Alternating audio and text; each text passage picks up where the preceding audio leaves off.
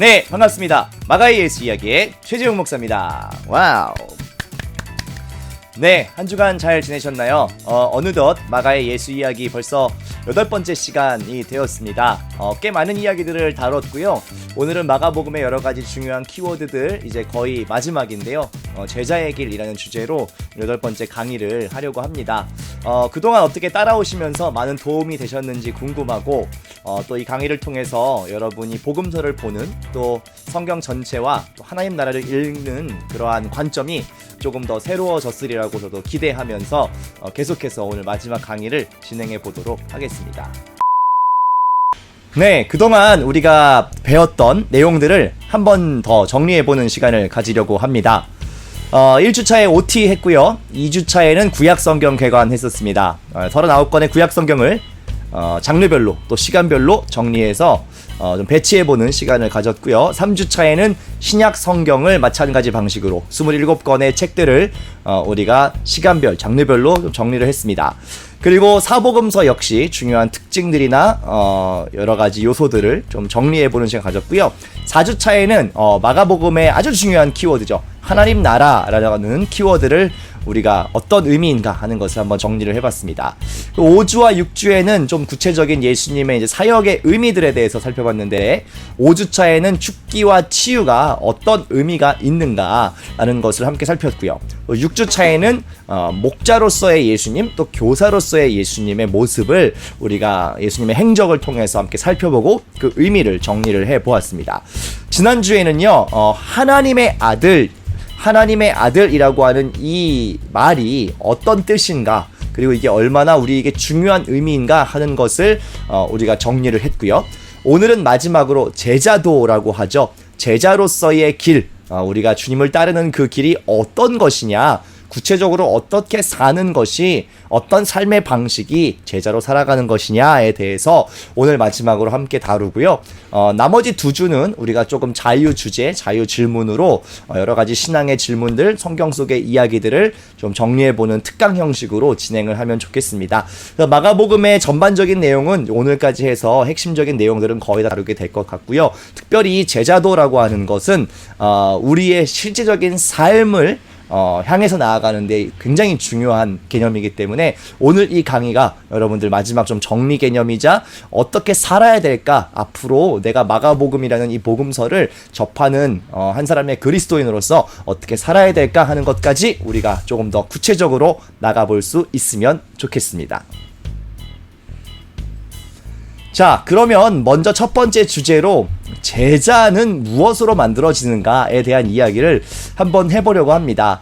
제자라고 하는 이야기 여러분 교회에서 참 많이 들으셨잖아요. 그런데 제자가 무엇을 통해서 완성되고 만들어지는 것일까에 대해서 우리가 오늘 조금 질문과 고민을 던지면서 오늘의 강의를 시작하면 좋을 것 같습니다.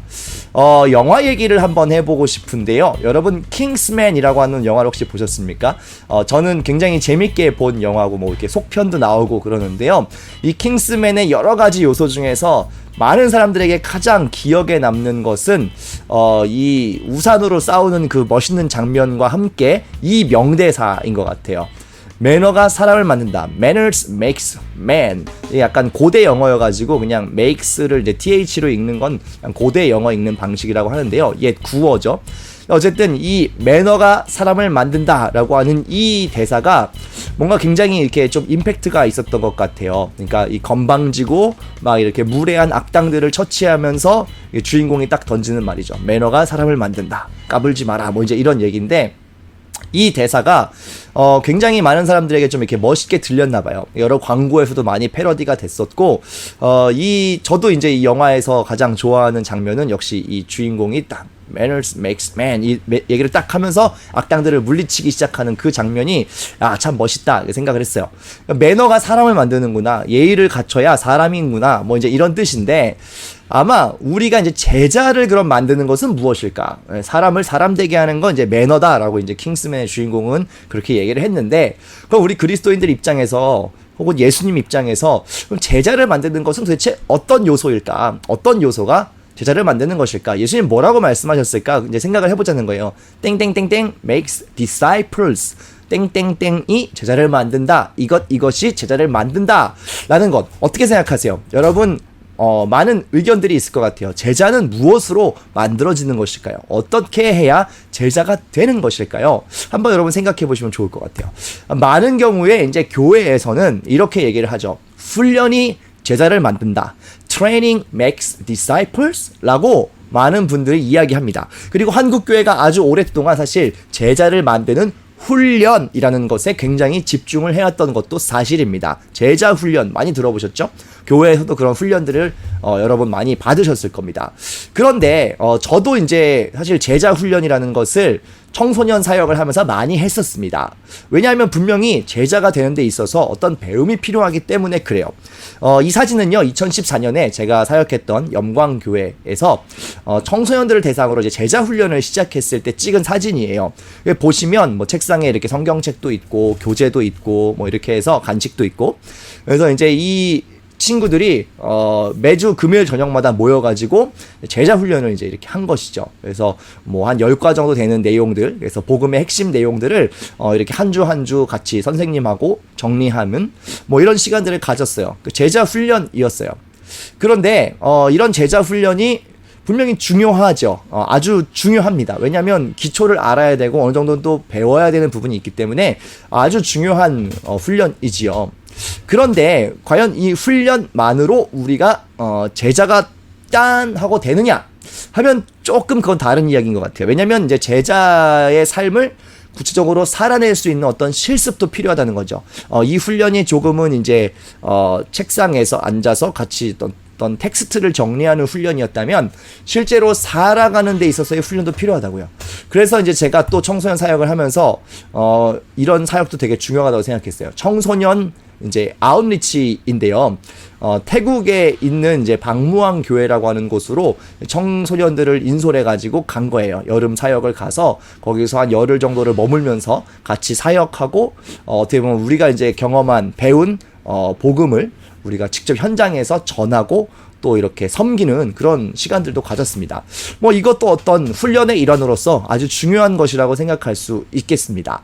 그런데요, 여러분 한번 더 생각해 보면 좋을 것 같아요. 예수님 시대에는요, 어떤 책이 있었던 것도 아니고 무슨 교재가 있었던 것도 아니고 제가 방금 보여드린 것처럼 뭐 어딘가 막 해외로 나가가지고 막 어떤 선교 훈련을 하고 이런 것이 없었잖아요. 그럼 예수님은 어쨌든 제자들을 만드셨고 제자를 삼으셨는데 무엇을 통해서 가르치셨을까라는 거예요. 우리는 보통 이제 훈련이다라고 하면서 여러 가지 교재, 좋은 책들, 어떤 텍스트들, 좋은 강의 혹은 뭐 어떤 여러 가지 교회의 좋은 프로그램들을 통해서 제자 훈련을 받는다라고 생각하는데, 물론 우리 시대에는 가능한 일이지만 예수님은 그런 게 없으셨어요. 뭐 책도 없죠, 프로그램도 없죠, 무슨 사역에 무슨 도구가 따로 있으셨던 게 아닌데, 그럼 예수님은 어떻게 가르치셨고 어떻게 제자를 삼으셨을까라는 것을 우리가 좀 생각해 볼 필요가 있다라는 것이죠. 아마도 예수님은 제자를 만드실 때 이것으로 제자를 삼으셨을 것이다 라고 생각해요. 그것이 무엇이냐? 우리 이제 그 다음에 계속해서 이야기를 해보면 좋을 것 같습니다.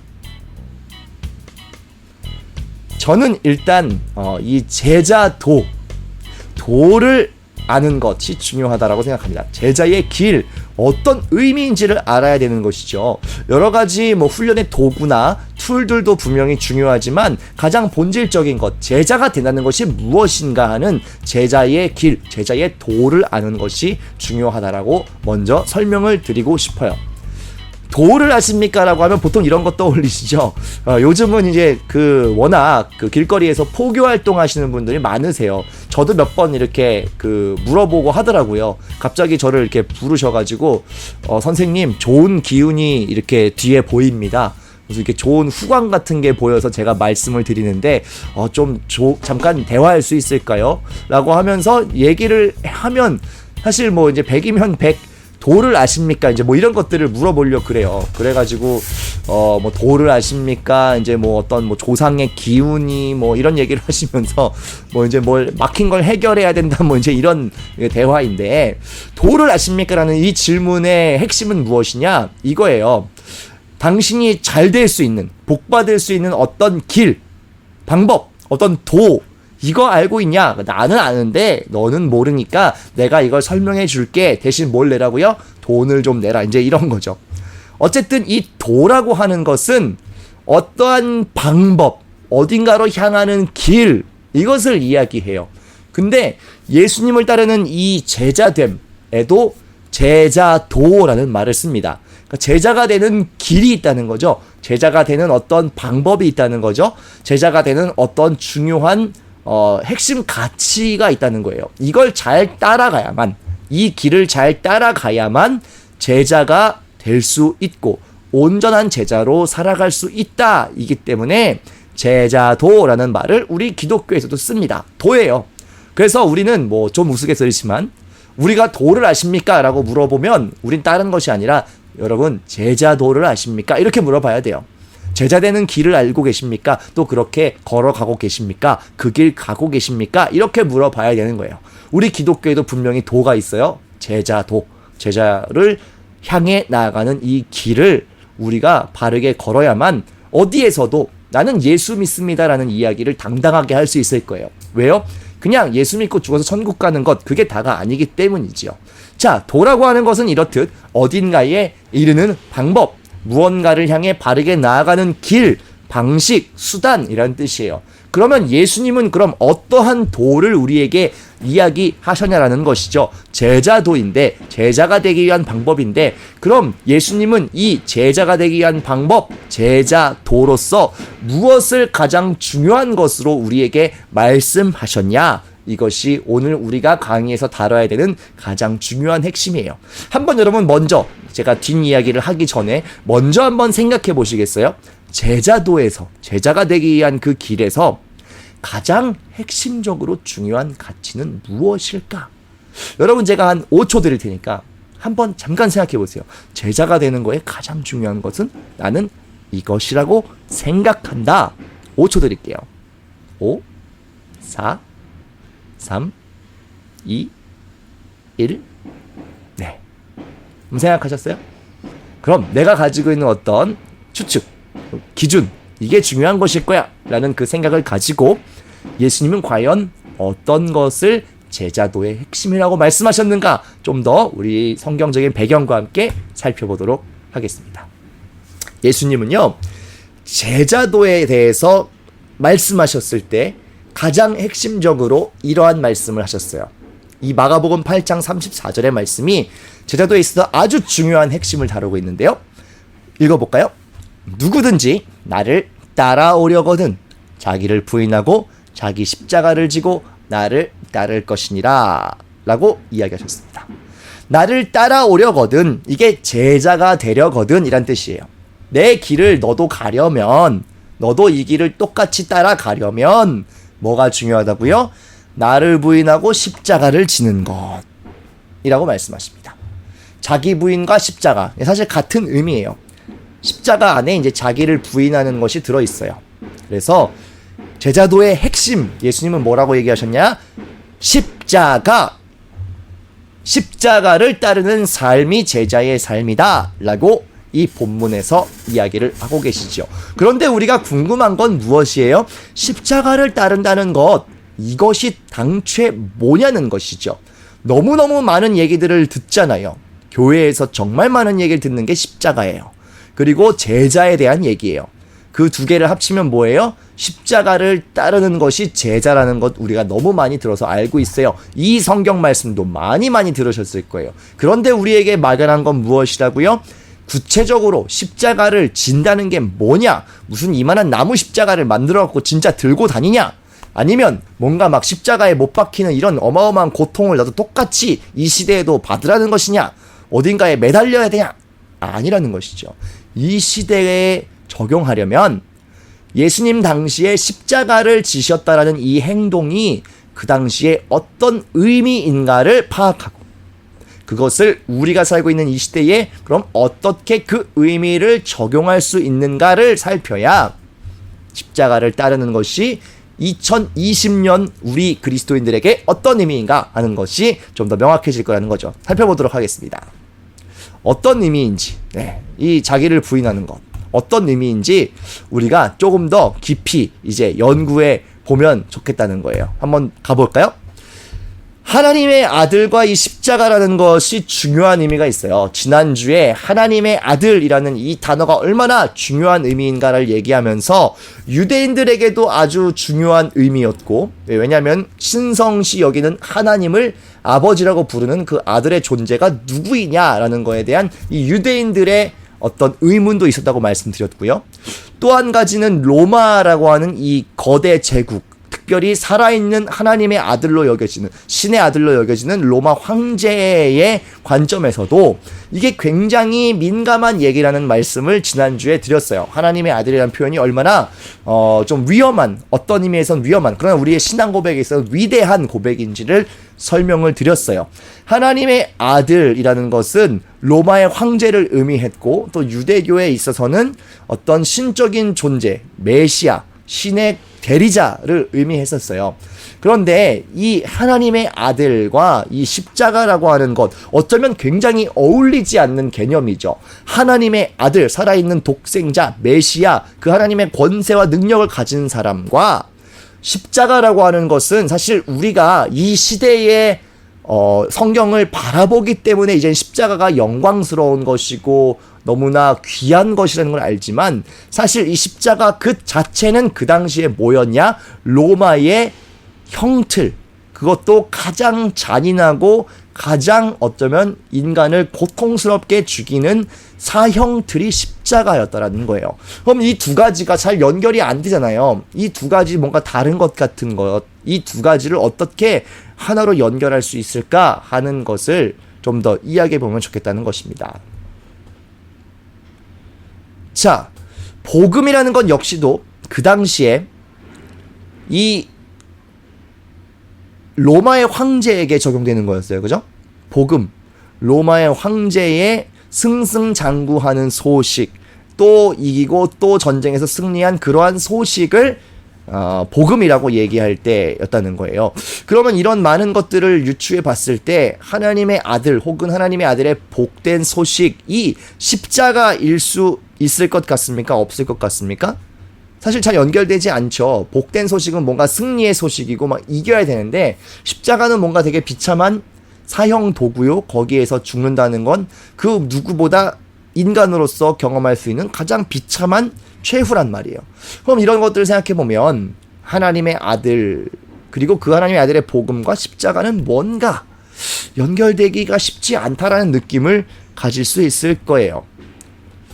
그런데 중요한 것은 예수께서 그 십자가를 통해서 사실은 죽으셨을 뿐만 아니라 부활하셨고, 다시 한번 하나님의 아들이라는 것을 오히려 더 선명하게 확증하셨다는 것이에요.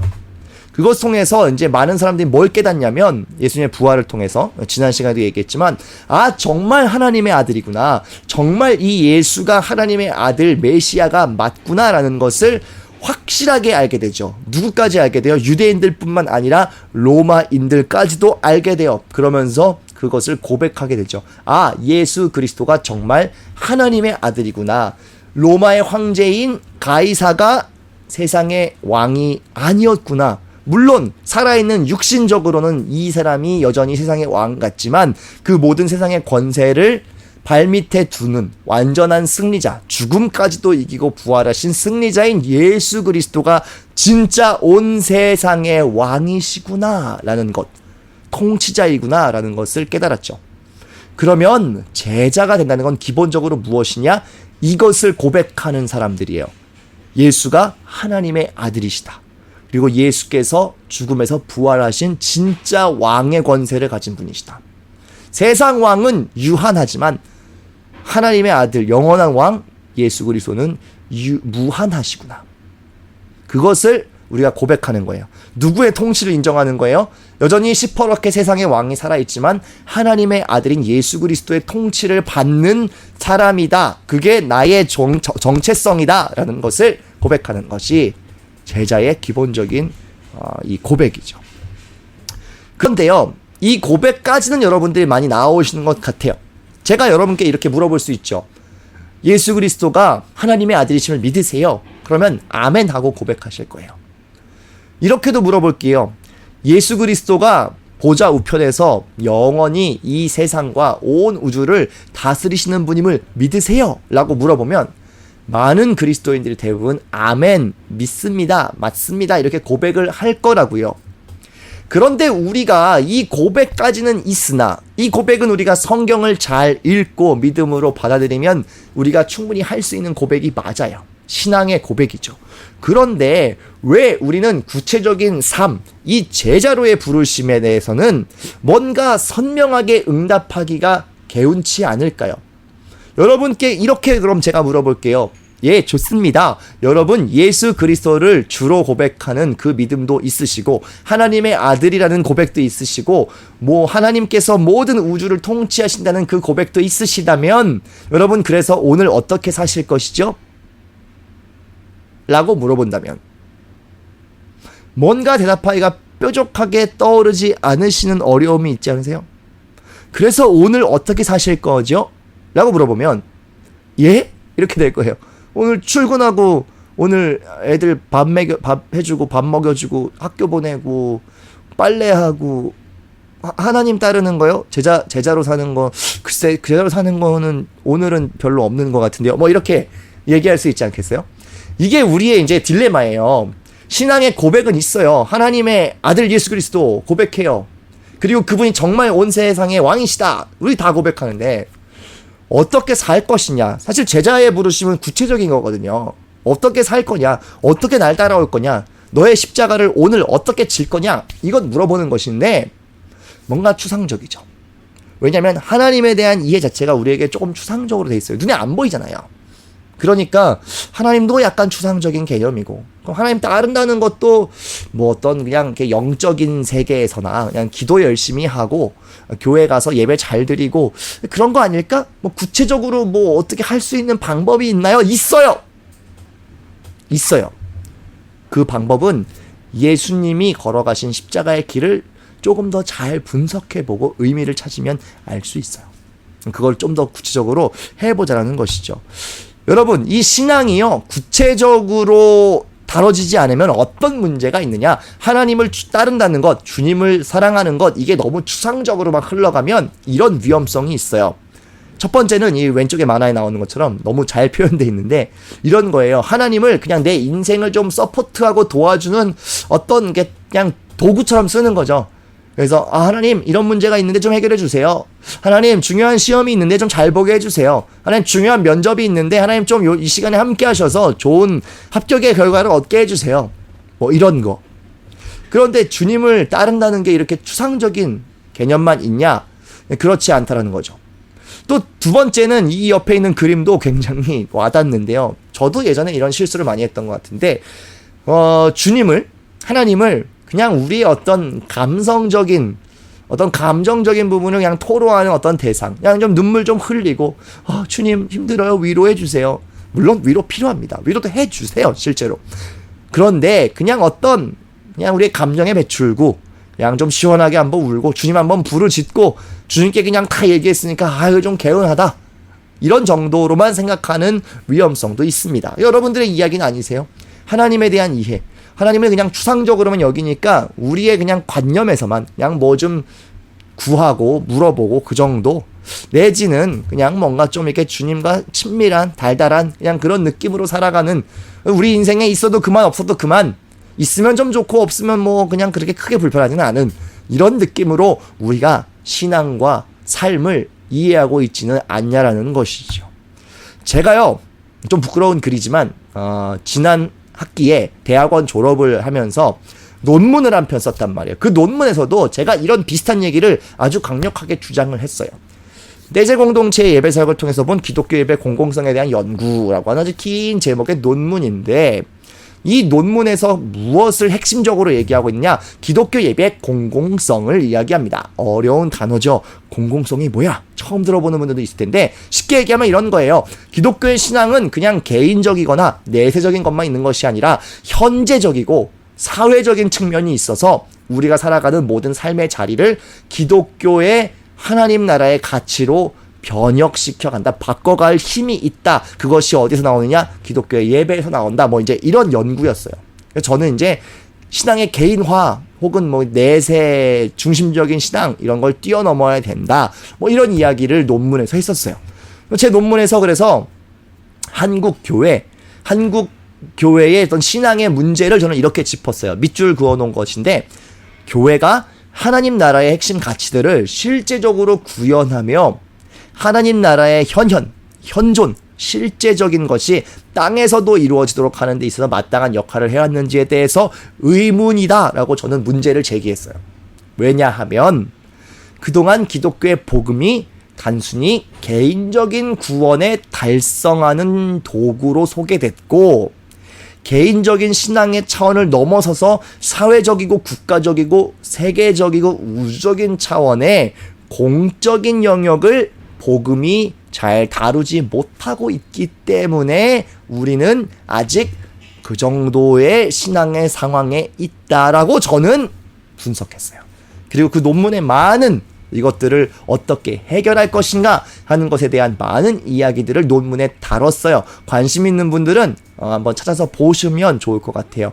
RASS라고 하는 RASS라고 하는 논문 종합 게재 사이트에도 제 이름으로 검색하면 나오고요. 아니면 뭐 저한테 개인적으로 연락하시면 제가 얼마든지 기쁨으로 이 논문 파일도 공유해 드릴 수가 있어요. 어쨌든 이 논문에서도 마찬가지인데, 제가 얘기하고 싶었던 건 이거예요. 하나님의 나라가 그렇게 추상적인 것이 아니다. 하나님 역시 그렇게 추상적인 존재로 우리의 삶과 동떨어진 분이 아니라 우리의 삶에 아주 구체적으로 계신 분이다라는 것이에요. 예수님도 직접 이렇게 말씀하셨어요. 하나님의 나라는 그냥 죽어서 가는 저 천국의 어떤 것이 아니라, 제가 이미 설명드렸던 개념인데 기억하실까요? 천국, 하나님의 나라는 죽어서 올라가는 무슨 극락 같은 곳이 아니라 오히려 하늘의 통치가 이 땅 가운데 내려와서 이 땅을 덮는 것이라고 제가 말씀드렸어요. 예수님도 이렇게 얘기해요. 하나님의 나라는 이미 너희 안에 있다. 너희가 아직 없는데 죽어서 가는 어떤 장소의 개념이 아니라 이미 너희의 삶 속에, 삶의 현장 속에 이미 있다라고 예수님 말씀하고 계시다라는 것이죠. 그러면 이 하나님의 나라를 구체적으로 이 땅에 선보여야 될 거 아니에요. 우리가 있으니까 우리 안에 이미 있으니까 이거를 증명해 보여야 될 거 아니에요. 우리한테 없는 거면 보여줄 수가 없지만 우리에게 이미 있다라고 말씀하셨기 때문에 있는 것은 증명할 수 있죠. 있는 것은 뻔해 보여줄 수 있죠. 그것을 누구에게 부탁하신 거예요? 그리스도인 한 사람 한 사람, 또 뿐만 아니라 그들의 모임인 교회에 주님께서 이것을 부탁하신 것이죠. 그래서 주님께서 승천하실 때에 제자들에게 부탁하신 그 부탁, 내가 다시 올 때까지 만민에게 복음을 전파해라, 하나님의 나라의 기쁜 소식을 알려라 라고 말씀하신 건 단순히 예수 천국 불신지옥 이걸 외쳐가지고 신자의 수만을 늘리라는 얘기가 아니에요. 그 믿는 자 한 사람 한 사람이 있는 그 삶의 자리에서 하나님 나라의 통치, 하나님 나라의 다스림의 아주 구체적인 모습을 직접 보여주라라는 것이었어요. 그것을 교회에 부탁하셨다고요. 만민에게 복음을 전파하라, 온 천하에 전파하라. 이건 뭐예요? 예수 믿으세요 이 얘기만 하고 다니라는 게 아니라 그 자리에서 실제적인 하나님의 나라를 증명해라. 뭘로요? 삶으로요. 뭘로요? 너의 일을 통해서, 너의 말을 통해서, 너의 생각과 가치관을 통해서, 너를 보는 모든 사람들이 너 자신을 통해서 하나님 나라가 진짜 살아있고 역사하는구나를 보여줘라 라고 예수님 부탁하신 거란 말이죠. 그래서 특별히 이 제자를 따르는 것에 있어서는 무엇이 중요하냐면 제자들의 공동체인 교회가 정말 중요합니다. 많은 분들이 신앙은 개인적인 것이야 라고 이야기합니다. 물론 아주 틀린 얘기는 아니에요. 개인적인 신앙의 고백에서 우리의 모든 그리스도인의 여정은 출발합니다. 맞습니다. 그런데 우리가 홀로 서서 계속 신앙을 지켜나가기는 참으로 어렵습니다. 왜요? 세상의 가치관과 값어치가 우리에게 너무나 많이 가까이 다가와 있기 때문에, 또 계속해서 그런 메시지를 듣기 때문에 우리는 사실 그걸 계속 듣다 보면 이 신앙의 힘을 스스로 지키긴 굉장히 힘듭니다. 그래서 우리에게 허락하신 독특한 은혜요 은총이 바로 교회, 제자들의 공동체라고 하는 것입니다. 아까 말씀드린 것처럼 신앙의 개인화는 굉장히 위험한 문제가 있습니다. 그리스도인 각자가 그냥 어떤 신앙의 고백을 통해 천국 가는 것, 그런 정도에만 머무른다면, 아니면 그냥 내가 믿고 내 삶을 조금 더 고쳐나가는, 그냥 내 삶의 좀 발전과 성숙을 위한 도구 정도로만 개인적으로 삼는다고 하면 우리는요 굉장히 영향력을 끼칠 필요가 없는, 굳이 뭘 증명할 필요가 없는 그런 존재가 돼요. 왜요? 그냥 내 삶 하나 잘 간수하고 그냥 거짓말 안 하고 그냥 나쁜 생각 안 하고 죄 안 짓고 그냥 그렇게 살면 되잖아요. 그런데 이렇게 살면 뭐가 문제냐? 영향력을 끼칠 수가 없고요. 복음이 전파되기가 어려워져요. 왜요? 그냥 내 안에서만 갖고 있으니까. 하나님 나라는 너희 안에 있다. 내 안에 있는데 그냥 내 안에만 있는 거, 이것은 분명히 문제가 된다라는 것이고요. 그렇다면 또 신앙의 어떤 내세화, 지금은 하나님 나라 없고 지금은 하나님의 도움을 그냥 이렇게 간접적으로만 받을 뿐, 우리가 결국 저기에 가야만 하나님과 사는 거고 저기 가야만 저기가 천국이지, 이렇게 생각하는 것, 예수 천국 불신지옥 이렇게 이분법적으로 세상을 바라보면 그냥 기독교 이퀄 죽어서 천국 가는 하나의 수단, 이건 그냥 일반 세속 종교에도 기본적으로 다 있는 거예요. 내세, 극락에 대한, 인간의 고통의 현장을 벗어나서 어딘가로 향하고 싶은 그 지향성은 모든 인간의 이 사고체계 속에, 종교체계 속에 다 녹아 있어요. 그럼 기독교의 신앙이 그거랑 다른 게 없습니까? 아니에요. 있어요. 기독교는 오히려 영생을 확신함으로 현생을 성실과 열심으로 살게 만드는 힘이 있는 종교예요. 중요한 이야기죠. 천국 가는 게 목표가 아니라고요. 그게 끝이에요. 그것만을 위해 우리 신앙생활하는 것 아니라고요. 그게 오히려 있기 때문에, 우리 안에 믿음으로 확신으로 있기 때문에 우리가 비로소 오늘 해야 될 일들을 바른 방향으로 할 수 있다라는 것이죠. 자, 어쨌든 우리가 이 제자도를 따라 살려면, 그리고 제자들의 공동체로서 어떤 방향을 지향하며 살아야 되는가 하는 것을 생각하면 다시 아까 이 얘기로 돌아와서 결국 이 십자가의 의미를 정확히 알아야 돼요. 그런 교회 공동체, 신앙을 바르게 살아내고자 하고 제자로 살아내고자 하는 그 공동체는 필연적으로 이 십자가에 대한 이해를 바르게 거쳐야만 합니다. 이것을 통과하지 않으면 사실 우리는 아까 얘기했던 추상적이고 그저 감성적이고 그냥 달달한 어떤 그냥 이미지만 있는 하나님을 따르게 돼요. 그런 하나님은 아주 구체적인 분이시고 실제적인 분이시고 예수님도 우리의 삶의 자리를 뚫고 들어온 성육신하신 그리스도였어요.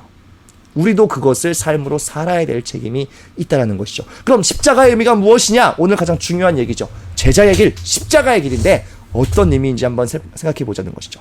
자, 여러분, 십자가가 너무 이 교회에서 많이 들은 얘기예요. 가장 많이 들었을 것 같아요. 여러분들이 신앙생활하면서 들었던 모든 단어들을 종합해보면 제가 봤을 땐 1, 2를 다투는 거 아닐까요? 은혜 혹은 사랑 혹은 뭐 십자가, 거의 1, 2, 3위를 다투는 단어일 것 같아요. 십자가에 대해서 너무 잘 알고 있는데 십자가가 무엇인가요? 라고 제가 한번 물어보면 여러분 대부분 이런 장면 떠올리실 것 같아요. Passion of Christ, 사순절 되면 늘 보는 영화고요. 이 영화의 핵심은 십자가에 달려 돌아가시는, 고통스럽게 인류의 죄를 지고 돌아가시는 예수 그리스도의 그 모습. 그래서 우리는 눈물 흘리기도 하고 가슴 아파하기도 하고, 아, 주님 나를 위해서 이렇게 어려운 길을 가셨구나, 그 고난의 길을 가셨구나, 감사합니다. 좋아요. 너무 좋아요. 개인의 신앙 고백으로선 참 좋은 고백이에요. 그런데 십자가를 그러한 측면으로만, 그냥 어떤 구원, 인간의 구원과 내세를 주기 위한 하나의 그냥 과정으로서만 이해해야 될까요? 십자가에는 정말 그 의미밖에 없는 걸까요? 그 고통과 피 흘림과 죄사함과 그 의미 외에는 어떤 것도 없는 것일까요? 정말 그럴까요? 아니라는 것이죠. 십자가는요, 아주 중요한 정치적, 사회적 의미가 있어요. 사실 예수님께서 십자가에서 달려 돌아가셨던 이유는 무엇이었냐? 그 당시에 사회적인, 정치적인 정황, 종교적인 정황은 무엇이었냐? 사실은 유대인에게 있어서는 하나님의 아들이라고 하는 어떤 신성 모독의 위험성 때문에 이미 1차적인 반감이 있었고, 사실은 로마의 정치적인 형벌로 죽었던 이유는 하나님의 아들이라는 그 표현이 누구에게 견주는 표현이었기 때문에 그렇다고요. 로마의 황제인 가이사의 비견되는 표현이었기 때문에 로마의 입장에 있어서는 이것은 황제 모독이요, 반역을 꾀하는 일이요, 모반을 추구하는 일이었기 때문에 가장 극악한 정치적인 형틀인 십자가에서 예수를 죽이기로 결정한 것이에요. 하나님 나라라고 하는 어쩌면 굉장히 독특한 패러다임, 새로운 어떤 이 관점들을 계속 예수님 얘기하셨잖아요. 이 현재의 세상 왕의 방식이 아니라 그것을 역행하고 뛰어넘고 돌파하는 하나님 나라의 방식을 계속 이야기하니까 이 사람들에게 있어서는 이게 위험한 사상이요, 로마에게 반하는 어떠한 사상이요, 사조다, 위험하다, 이거는 막아야 된다, 저 예수라는 사람이 점점 세력을 불리고 많은 사람들이 예수를 추종하는 것 같으니 처단해야겠다라는 것이었어요. 이 십자가는 사실은요, 저항했기 때문에 예수님이 받게 되신 하나의 과정이었죠. 어디에 대한 저항이에요? 세상 왕의 방식, 사단의 왕국의 방식에 대한 저항으로서 하나님 나라를 선포하면 선포할수록 예수님 사실은 십자가에 가까워지실 수밖에 없는 어쩌면 숙명적인 그 길을 걸으셨다라는 것이지요. 그렇게 십자가에 달려 돌아가셨지요. 로마의 형틀, 정치범들에게 주는, 로마의 황제에게 반역하고 대드는 자에게 주는 가장 극형인 십자가에 달려 돌아가셨어요. 그런데 놀라운 것은 마가는 어떤 것을 기록해 두었냐면 백부장은 로마의 군사 중에서도 아주 지위가 높은 사람이에요. 제법 로마의 녹을 많이 먹고 로마의 황제에게 아주 충성을 다해야만 감당할 수 있는 직분이 백부장, 군대장이에요. 그런데 이 군대장이 예수께서 딱 숨지시는 그 모습을 보시고 휘장이 갈라지는, 성소 휘장이 갈라지는 그러한 것들을 다 보시고 이 백부장이 뭐라고 고백하냐, 놀라운 고백인데요. 이렇게 얘기해요. 예수를 향하여 섰던 백부장이 그렇게 숨지심을 보고 이르되 이 사람은 진실로 하나님의 아들이었다 라고 얘기해요. 여러분, 이 말씀이요, 정말 충격적인 말씀이고 백부장의 입에서 나올 수 없는 말씀이에요. 생각해보세요. 백부장은 누구를 따르는 대표적인 사람이에요? 로마의 황제를 따르는 대표적인 사람이에요. 로마의 황제를 자기의 왕이요 주로 고백하는 자가 백부장인데, 이 백부장이 예수의 십자가에 달린 모습과 돌아가심을 보고 뭐라고 얘기해요? 이 사람이 진짜 하나님의 아들이었어 라고 얘기해요. 이건 이 사람이 굉장한 어떤 것을 깨닫고 도전을 받은 거예요. 무언가를 깨달은 거예요. 그런데 이게 보통 패러다임 시프트가 아니거든요. 로마의 황제, 그 당시에 하나님의 아들, 세상의 왕, 하나님의 신적인 대리자로 여겼던 이 로마의 황제가 아니라 십자가에서 비참하게 죽은 이 한 유대인 청년을 보면서 어째서 백부장은 이 사람이 하나님의 아들이 맞구나라고 이야기했냐라는 것이죠. 심지어 이것은 마가가 처음 마가복음을 시작할 때 이야기하는 하나님의 아들 예수 그리스도, 이 고백과 백부장의 고백이 이제는 통하고 있다는 거예요. 그럼 무언가 이제 사람들의 생각 속에 변화가 일어나고 있다는 것이죠. 무슨 변화가 도대체 일어났냐라는 것이죠. 그리고 이 변화를 바라본 그 후대의 그리스도인들도 생각했다는 거죠. 로마 황제를 신의 아들로 여겼던 그 백부장의 이 패러다임과 세계관이 완전히 뒤집히는 이 장면을 볼 때마다 성경의 독자들과 그 당시의 후대의 그리스도인들은 무언가를 고민하는 거죠. 어째서 이 백부장의 세계관이 통째로 바뀌어버렸는가? 어째서 이 패러다임이 완전히 송두리째 뒤집혔는가? 어째서 예수를 하나님의 아들이라고 얘기를 했는가? 그렇다면 정말 그러한 어떤 근거가 있는 것이 아닐까? 십자가는 패배요 끝이라고 생각했지만 오히려 그 이후에 부활이 있었고, 백부장은 당장 부활을 보진 않았지만 그 예수 그리스도 돌아가심과 그 당시에 일어난 여러 가지 일들을 보면서 사람의 세계 이상의 신적인 진짜 하나님의 세계, 혹은 이 유대인들이 고백하는 그 하나님의 세계에서 이 예수라는 자가 정말 하나님의 아들이었구나. 오히려 그 십자가 앞에서 완전히 굴복되고 그 어마어마한 고백을 로마의 백부장이 하고 있다는 거예요. 자기의 입으로. 그렇다면 이것은 무슨 뜻이냐? 예수의 이 십자가의 죽음이야말로 세상의 권세를 무너뜨리고 악을 패배시키고 궁극적으로 하나님의 나라가 승리하는 하나의 중요한 역전 포인트라는 것을 사람들이 이제 알기 시작하는 거죠. 아, 그럼 진짜 왕이 이 세상 왕이 아니구나. 진짜 왕은 예수 그리스도 하나님의 아들 메시아로구나 라는 것을 깨닫게 된다는 것이죠. 이것을 깨닫는 건 어마어마한 패러다임 시프트예요. 많은 그리스도인들이 사실은 여전히 이 패러다임 시프트가 일어나지 않은 채로 그냥 교회를 오래 다니고 있는 게 사실이에요. 예수를 믿는다는 고백은 있어요. 예수님을 내 구주로 고백하는 것은 다 고백해요. 하나님 살아계신 것도 고백해요. 그러면 어떻게 살아야 되는가에 대한 구체적인 삶의 패러다임 시프트가 있느냐?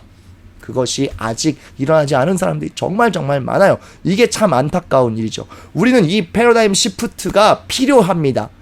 십자가가 무엇이라는 것을 알면 진 것 같지만 승리고 망한 것 같지만 사실은 그것이 부활이고 생명이고 세상의 권세가 여전히 강한 것 같지만 그것을 다 발밑에 두는 진정한 권세의 등극이었다라는 것을 십자가에서 우리가 발견한다면 우리는 세상의 현재 권력과 세상의 악에 대해서도 두려워하지 않을 수 있고 담대할 수 있고 그것을 회피하지 않을 수 있고 직접적으로 직면할 수 있는 힘이 우리 안에 생긴다라는 거예요. 그래서 이 십자가는 저항이요, 어쩌면 하나님 나라의 패러다임을 향해 나아가는 그 여정에서 필연적으로 만나는 여러 가지 저항을 예수님이 가장 먼저 몸으로 체험하신 거예요.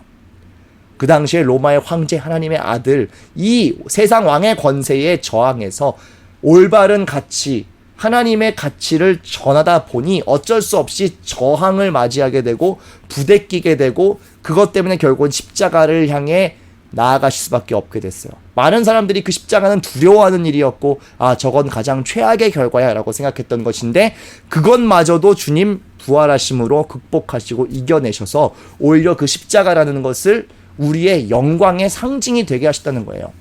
그렇기 때문에 이 십자가를 따르기로 믿기로 작정한 사람들은 결국 무엇을 요구받느냐? 하나의 나라를 이 땅에 오게 하는 데에 우리가 쓰임 받아야 될 뿐만 아니라 그 과정에서 만난 여러 가지 고난과 어려움들은 필연적이다. 그럼에도 불구하고 그 길은 바른 것이다 라는 것을 우리에게 이야기해 줍니다. 그래서 십자가는 결국 우리에게 어떤 길, 어떤 도를 보여주느냐? 세상 속에서 그리스도인으로서 하나님 나라를 당당히 드러내고 살아라. 여러 가지 저항이 있을 수 있지만 예수님이 십자가에 달리신 것도 사실은 산속 깊은 곳이나 어디 광야에서 돌아가신 것이 아니라 모두가 바라볼 수 있는 그곳에서, 그 도시의 한복판에서 고난을 당하시고 저항을 받으신 거예요. 그런다는 것은 무슨 뜻이에요? 우리의 삶도 그냥 예수 믿고 어디 숨어서 막 수도원에 들어가서 그냥 나 혼자 신앙생활하고 막 그런 게 아니라 세상 속에서, 광장 속에서 모든 사람들이 우리를 바라보는 그 삶의 현장에서 우리가 그러한 여러 가지 저항들까지도 당당히 직면하며 나아가는 것이 십자가의 길, 십자가의 도이다 라는 것을 우리가 깨달아야 한다는 것입니다. 자, 그러면 마지막으로 제자로 살아가는 것이 여러 가지 저항을 직면할 수밖에 없다. 필연적으로 그런 말씀을 드렸는데 그럼에도 불구하고 이것이 바른 길이기 때문에 우리가 걸어갈 수 있는 것이잖아요. 제자로 살아가는 것이 모두에게 어렵지만 어떻게 살아가는 것이 그럼 이 땅에서 제자의 길, 제자도 십자가의 길을 바르게 걸어가는 것인가 하는 이 얘기를 우리 마지막으로 좀 적용하면서 해보면 좋겠습니다. 직전에 말씀드린 것처럼 십자가는요, 어떤 세상 속에서의 그리스도인의 가치가 드러나는 그러한 삶입니다. 우리가 십자가를 따른다는 건요, 어디 그냥 골방에 들어가가지고 기도만 막 하거나 아니면 그냥 남들 아무도 모르게 내 믿음은 주님과 나만 알고 있어 뭐 이렇게 하는 것이 아니라 우리의 믿음은 우리의 삶의 구체적인 모습과 형태로 다 드러나게 돼 있다는 거예요.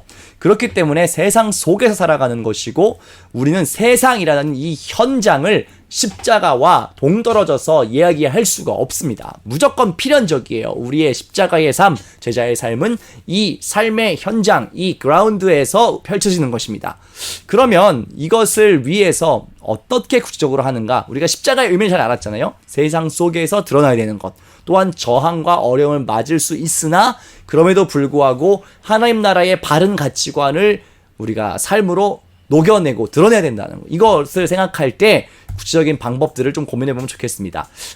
매 회마다 등장하고 있는데 이제 뭐가 나올지 아시겠죠? 네, 선글라스 이렇게 딱 끼고 있잖아요. 이 관점의 변화. 네, 이제는 그 백부장이 경험한 것처럼 패러다임의 시프트가 일어나야 된다는 거예요.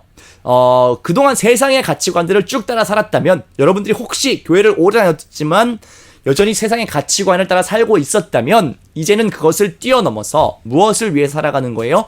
하나님 나라가 이야기하는 가치관과 패러다임, 하나님 나라가 무엇을 중요하게 여기고 있는가 하는 것을 여러분들이 관점을 이제 바꿔서, 백부장이 마치 로마의 황제를 세상 왕이라고 고백하는 것에서 이제는 예수 그리스도가 하나님의 아들이었다라고 고백하는 그 엄청난 패러다임 시프트, 관점의 전환이 여러분들의 삶에 일어나야 된다는 것이죠. 그래서 선글라스죠. 네, 예수의 관점, 예수의 렌즈로 세상을 바라보는 것입니다.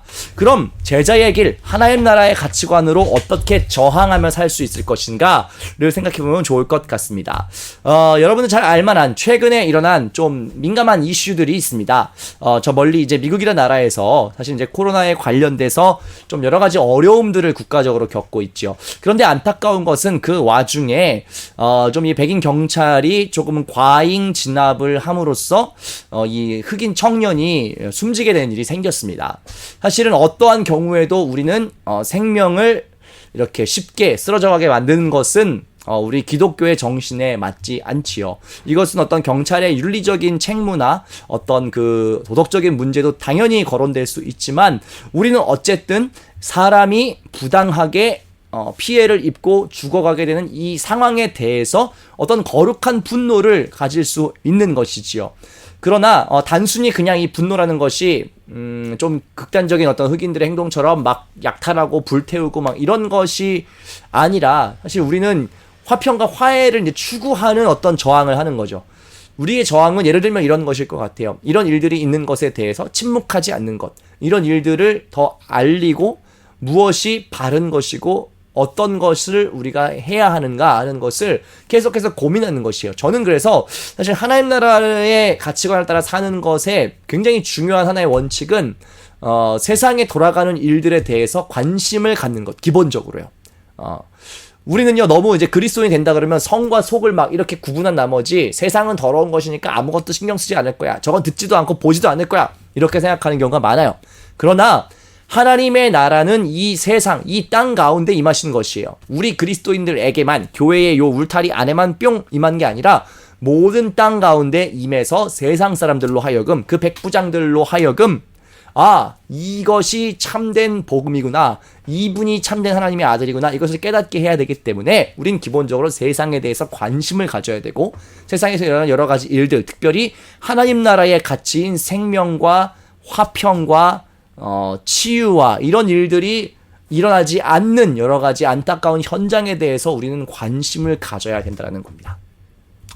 우리나라에서 최근에 불과 며칠 전이죠, 너무나 속상하고 참 말도 되지 않는 이런 일들이 생겼어요. 어떤 일이었냐, 한 계모가 자기 아이가 아니기 때문에 이 아이를 막 학대하고 괴롭히다가 나중에는 애가 막 울고 시끄럽다는 이유로 이 조그만 가방, 캐리어 같은 거에다가 애를 집어넣고 잠궈가지고 몇 시간 동안을 그 가방 속에서 유기시킨 거예요. 그 아이가 결국은 이제 죽게 됐어요. 그 가방 안에서. 이게 너무 사실 말도 안 되는 이 비인륜적인, 비인간적인 이런 사건이 막 벌어진다고요. 그럼 우리 기독교인들은 이런 것들을 바라볼 때 어떻게 되냐? 나쁜 놈, 나쁜 놈, 이렇게만 얘기하고 끝내는 것이 아니라, 이러한 일들을 통해서 뭐가 잘못되어 있는지를 우리는 이제 생각해야 된다는 거죠. 이 땅이 하나님의 나라라면, 참된 사랑과 평화의 나라라면 왜 이런 일들이 일어났으며, 무엇이 손상되었기 때문에, 무엇이 파괴되었기 때문에 우리가 살고 있는 세상에는 이런 일들이 계속 일어나는가를 우리가 고민하고 관심 갖고 우리가 할 수 있는 어떠한 액션과 어떠한 고민들은 우리가 하는 것이죠. 우린 단순히 이 사건을 그냥 욕하고 그냥 비난만 하고 끝나면 사실 우리 그리스도인들이나 그냥 믿지 않는 자들이나 큰 차이는 없을지도 몰라요. 그러나 우리는 이것을 분노할 뿐만 아니라 왜 이런 일들이 계속해서 생기고 있는가 하는 그 어떤 악의 연결고리를 어떻게 우리가 끊어낼 수 있을까? 어떻게 구조적인 악들을 우리가 좀 더 개선해낼 수 있을까? 이런 것들을 그리스도인이라면 저는 철저히 고민하고 고민해야 된다고 생각합니다. 그런데 대부분 우리 그리스도인들이 세상과 뭔가 좀 이렇게 동떨어지고 단절되어 있는 느낌이에요. 그냥 우리끼리 기쁘고 우리끼리 행복하고 우리가 예배 잘 드릴 수 있으니까 우리는 평안해. 아니요. 세상이 평안하지 않잖아요. 세상이 여전히 악이 관영하고 있잖아요. 여전히 악한 그 연결고리들이 끊어지지 않고 대를 잇고 있잖아요. 그럼 그리스도인들이 무엇을 하러 부르심 받은 사람들이라고요? 그것을 끊어내고 하나님 나라의 올바른 선의 영향력, 선한 생명력을 거기에 심어라 라는 게 우리 그리스도인들을 부르신 하나님의 뜻이에요. 그거 외면하면 우린 반쪽짜리 그리스도인이에요.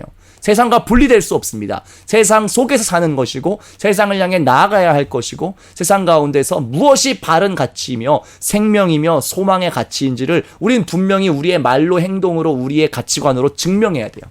바꿔가야 된다는 거죠. 개신교는요, 말 그대로 개신, 계속해서 새롭게 개혁하는 거예요. 그것은 교회를 개혁하는 것일 뿐만 아니라 우리가 살고 있는 세상을 계속해서 선한 영향력으로 하나님의 뜻대로 변혁시키는 것을 이야기해요. 작은 문제 하나, 작은 어떤 악한 습관조차 바꿔낼 수 없는 기독교는 사실 절름발이 기독교입니다. 이렇게 살아서 사실은 우리가 그동안 살아왔기 때문에 교회가 그냥 사실 손가락질 당하는 거예요. 너희끼리 모여서 우리가 좋은 게 뭐냐? 세상 사람들은 분명히 우리에게 그렇게 묻고 있어요. 교회가 이렇게 세상에 많은데 그래서 우리에게 무엇이 나아진 것이냐? 라고 세상 사람들은 묻습니다. 교회는 많고요. 부끄러운 얘기지만 목사도 많아요. 그리고 믿는다고 하는 자칭 그리스도인들도 참 많습니다. 그러나 그러한 영향력이 곳곳에 이 나라의 교회가 많은 만큼이나 이 나라의 목회자가 많은 만큼이나 이 나라의 그리스도인들이 많은 만큼이나 정말 잘 이루어지고 있는가에 대해서는 우리가 늘 반성하며 생각해 봐야 돼요. 만약 그것이 잘 되어가고 있었다면 우리가 살고 있는 세상이 조금씩 더 좋은 쪽으로 변화되고 있겠지요. 저는 그러나 여전히 우리에게 주신 그 하나님의 소명, 또 그것을 붙들고 살아가는 그 풀뿌리 같은 그리스도인들이 여전히 많이 있는 한 저는 우리에게 소망이 있다고 생각하고요. 그리고 저도 이렇게 영상을 만들고 참 수고스럽지만 이런 이야기들을 열심히 하는 이유는 누군가 이것을 보시고 단 한 명이라도 좋으니 아, 그리스도인을 사는 것이 이런 것이구나. 제자로 사는 것이 이런 것이구나. 주님 따르는 것이 이렇게 구체적이고 현실적이고 실제적인 것이구나라는 걸 알아서 그럼 내가 오늘 무엇을 해야 될까? 그럼 내가 오늘 무엇을 살아야 될까? 이것을 생각할 수 있다면 저는 그걸로 좋아요. 그렇게 누군가가 고민을 시작할 수 있다면 참 좋겠어요. 여러분들의 일터에서 시작할 수 있는 일이에요. 여러분들의 삶의 자리에서, 가정에서 시작돼야죠. 하나님 나라의 가치관대로 그것을 실천하고 구현할 수 있는 그 능력.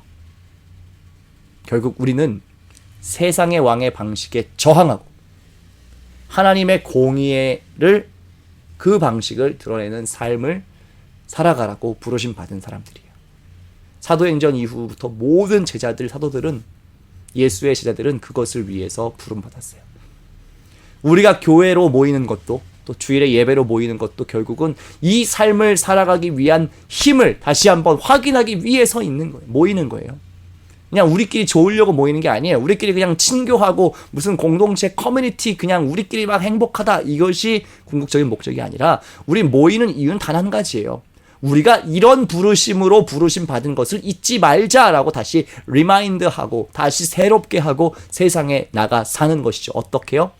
세상 방식이 아닌 하나님 나라의 방식으로 사는 것이죠. 이것이 우리에게 허락하신 제자의 삶, 제자의 길, 제자도, 특별히 십자가를 통한 제자도의 의미라는 것입니다.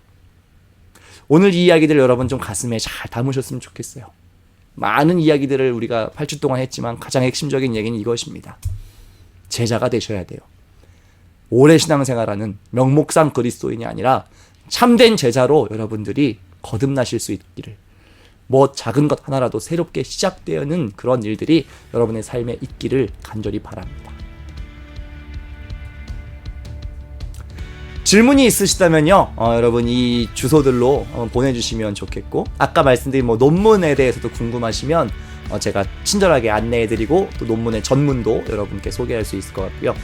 다음 시간부터는 우리가 이제 평소에 신앙생활하면서 궁금했던 것들, 관심을 가지고 좀 봐야 되는 부분들, 또 특별히 그리스도인으로 살면서 기본적으로 이런 것들은 우리가 좀 이렇게 이해하고 있으면 좋을 내용들을 몇 가지 주제와 함께 다루고자 해요. 그러니까 여러분 질문 있으시면 질문해 주시고 그러한 질문을 토대로 또 우리가 함께 다뤄갈 수 있으면 좋겠습니다. 다음 시간은 그래서 기독교의 세계관을 좀 더 세울 수 있는 구체적인 특강 형식으로, 질문과 답변 형식으로 우리가 함께 다뤄보면 좋을 것 같고요. 이 이야기들도 아마 이 8주 동안 다룬 복음서에 대한 이야기만큼이나 여러분들의 실질적인 삶에 도움이 되시는 이야기들일 거라고 생각합니다. 늦은 시간까지 또 긴 시간 할애해서 강의를 잘 들어주셔서 감사하고요. 날이 더워지고 있습니다. 코로나도 계속해서 기승을 부리고 있지만 여러분 건강 잘 챙기시고요. 또 오랫동안 이렇게 길어지는 이 질병 사태 속에서 여러분들 마음에 또 힘을 잃지 않으시기를 주님의 이름으로 부탁드리고 저도 함께 기도하도록 하겠습니다. 지금까지 마가의 예수 이야기의 최재용 목사였습니다. 감사합니다.